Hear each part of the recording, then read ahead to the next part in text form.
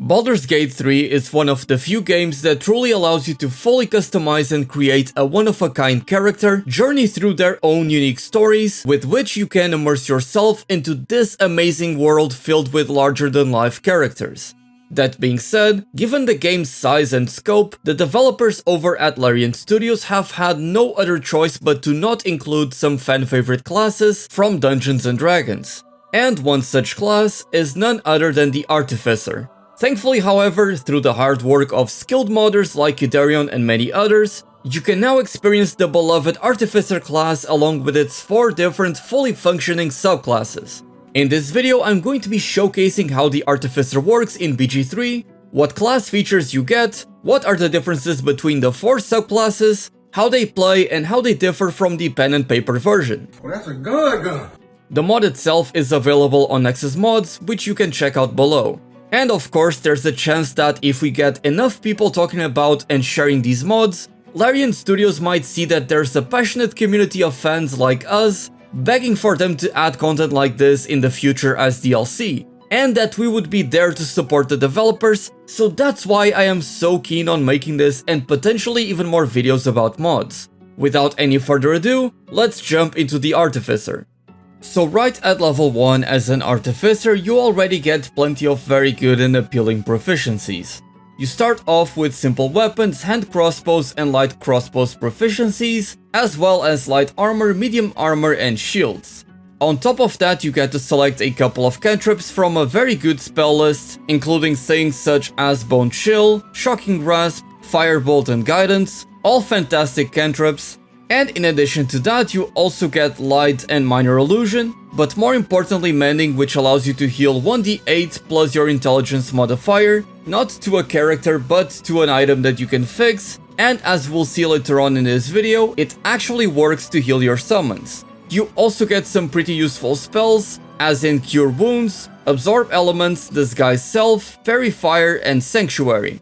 And as part of your class feature, you get Experimental Alchemy, where you can brew 2 alchemical solutions instead of just 1 when you are combining extracts. That is, if you manage to succeed a medicine check with a DC of 15. Nothing really amazing at level 1, but once we reach level 2, that's where we get the good stuff. As part of our class feature, we get 2 infusion slots. These are the resource that is specific to the Artificer class, that is all about imbuing items with magical infusions to make them stronger or to even create magical items. And we can spend those 2 infusion slots into a bunch of infusions, and at this point we can pick 4 from this list. Some of these are very basic but still very useful, such as Enhanced Defense, which will add +1 to the AC of a piece of armor or a shield, becoming a +2 AC once you reach level 10 in Artificer. Enhanced Weapon works in pretty much the same way, where you infuse a weapon, giving it +1 attack and damage rolls made with it, and then once you reach level 10 it becomes a +2. Enhanced Arcane Focus, pretty much the same thing for spells, you gain a +1 bonus to spell attack rolls and saving throws DCs, and it becomes +2 at level 10.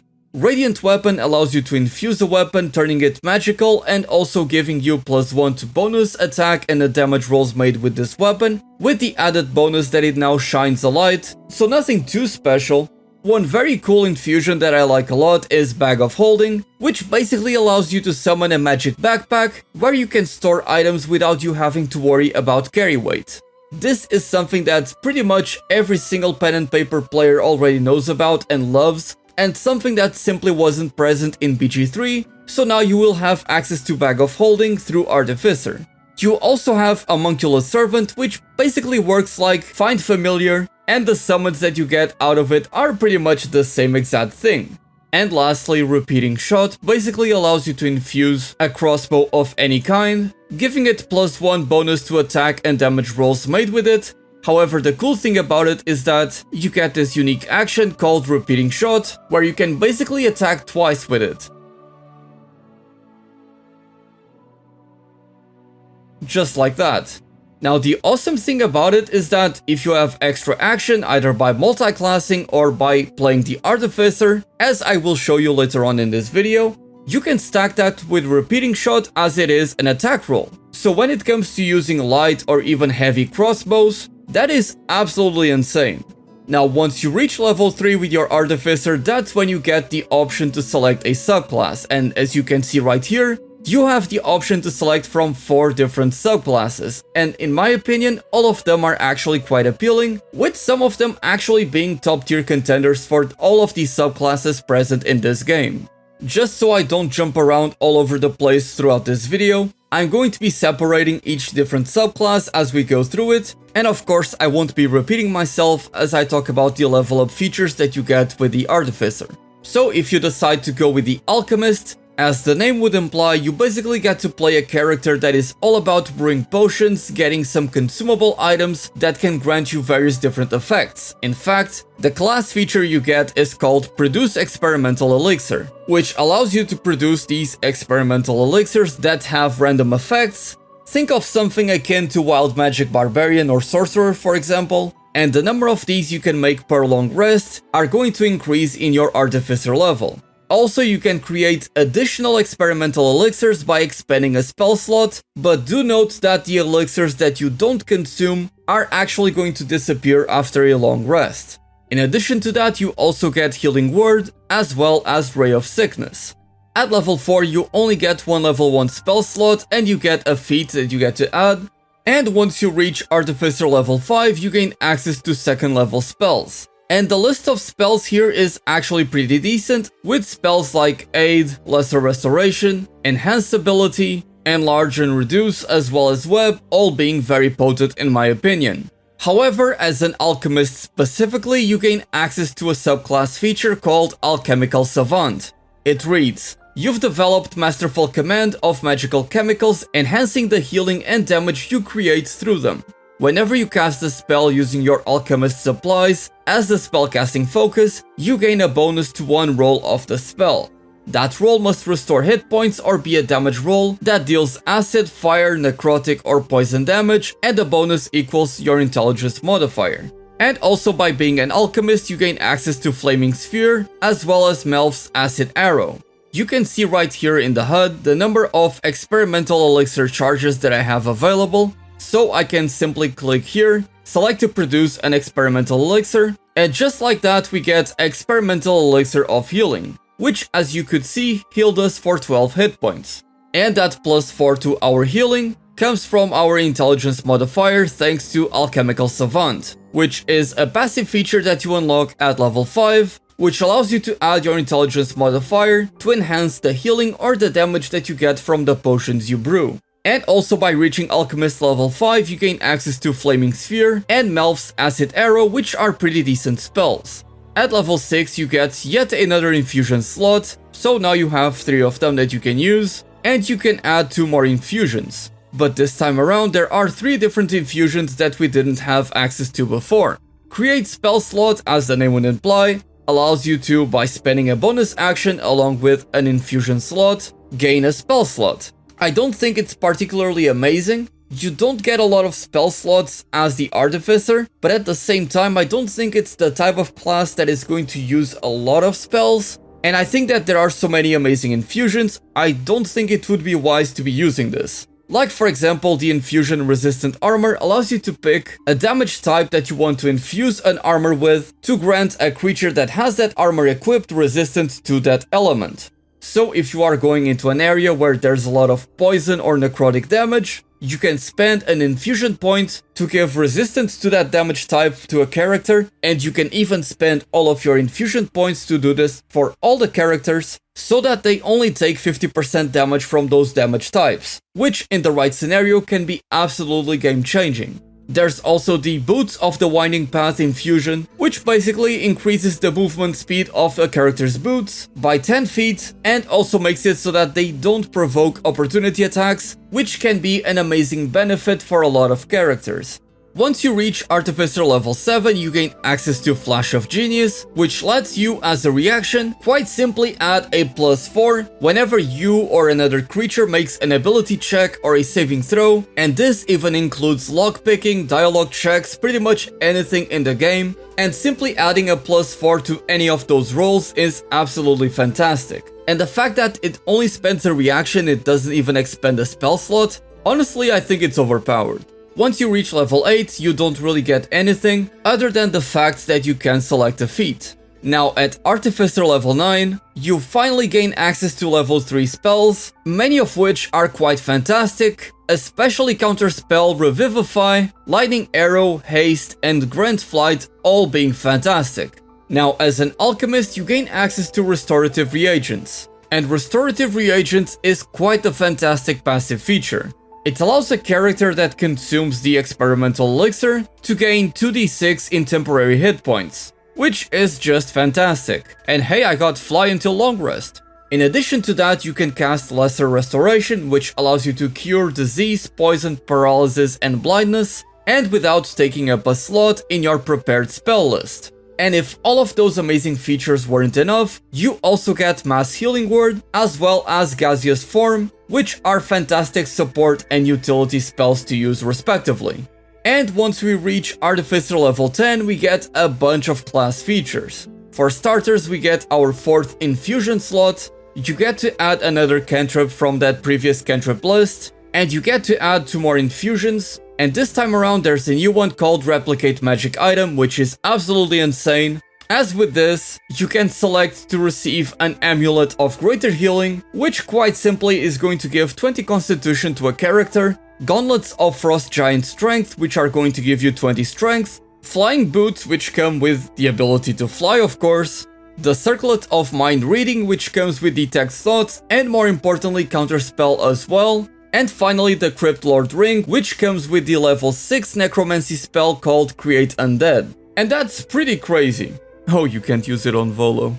And if Replicate Magic Item wasn't enough, you also get Chemical Adept, which basically allows you to expand an infusion slot to get one of these items, and the fact that you can get oil barrels, grease bottles, and Alchemist Fire from this, you know what you can do with this. On the other hand, Chemical Mastery allows you to basically do the same thing and to get some alchemical materials that you can use to combine them. And lastly, Salvage Chemicals allows you to magically extract useful chemical elements to craft consumable items useful in combat. So again, these are all fantastic things to add to your already very useful kit.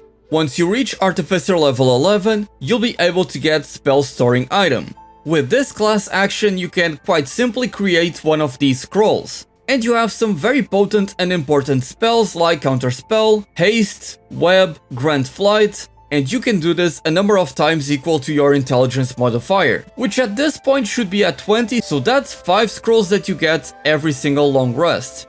Now, very unceremoniously, once you reach Artificer level 12, you actually don't get anything, which is very sad. Now, as for the Armorer, this subclass is very promising. By picking the subclass, you gain Magic Missile and Thunder Wave, which are 2 very good level 1 spells, but more importantly you gain Arcane Armor, which allows you to turn a suit of armor you are already wearing into Arcane Armor.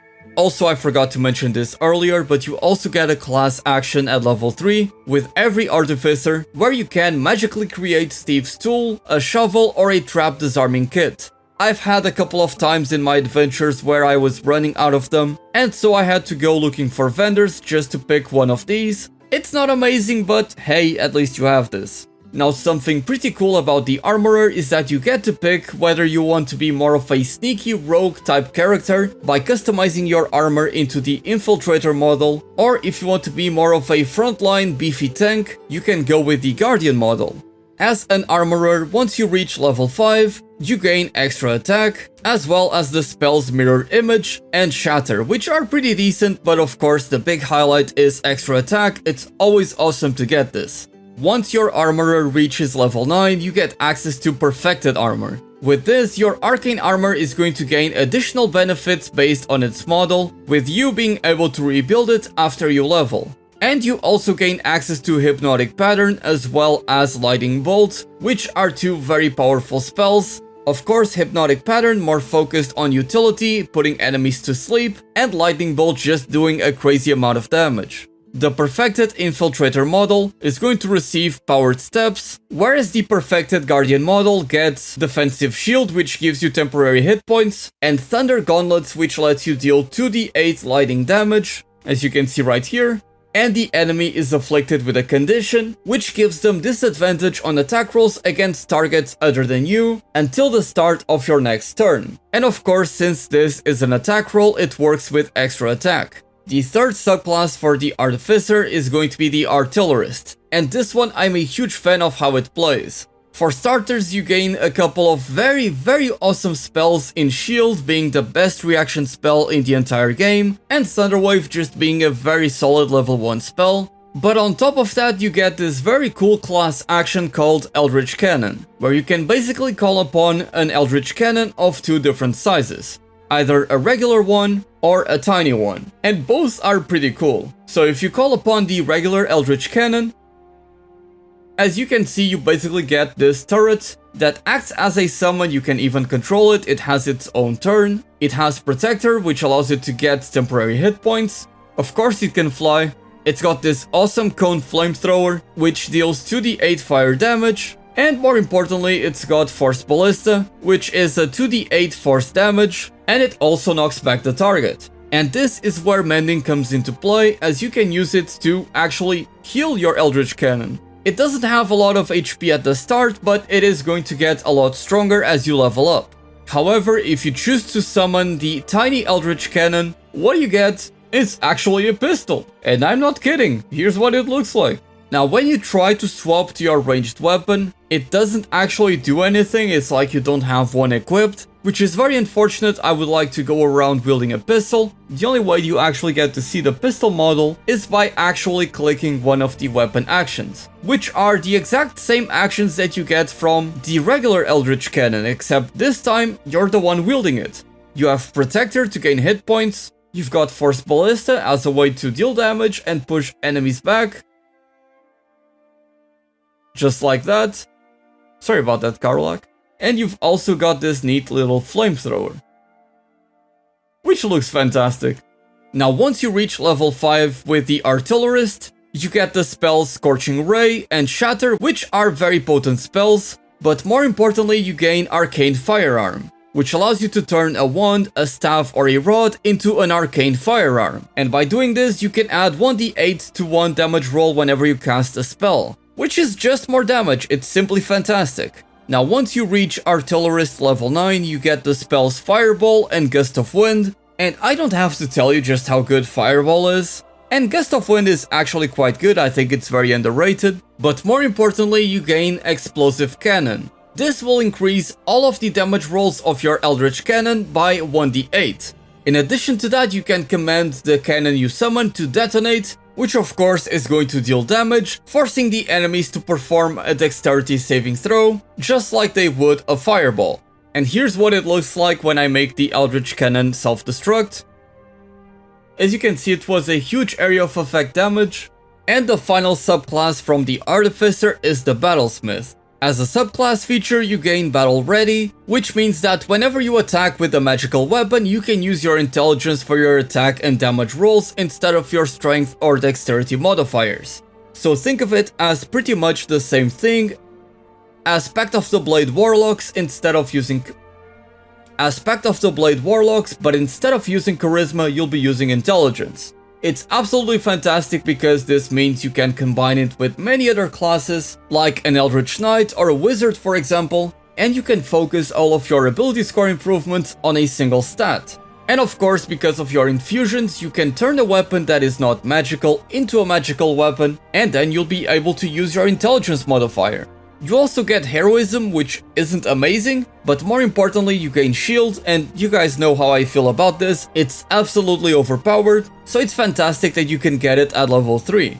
But on top of that, you also get an awesome action, allowing you to summon a Steel Defender that can aid you in combat. And this guy might not look like much, he comes with an AC of 13, and just about average stats, and as an action you can use Force Empowered Rend, which is nothing particularly amazing, but hey, at least you can cast Mending on yourself, and so you're able to heal that way. Once you reach level 5 with the Battlesmith, you'll receive extra attack, which is just fantastic, and on top of that you'll get Warding Bond, which I think is a great spell, very underrated, as well as Branding Smite, which is pretty decent.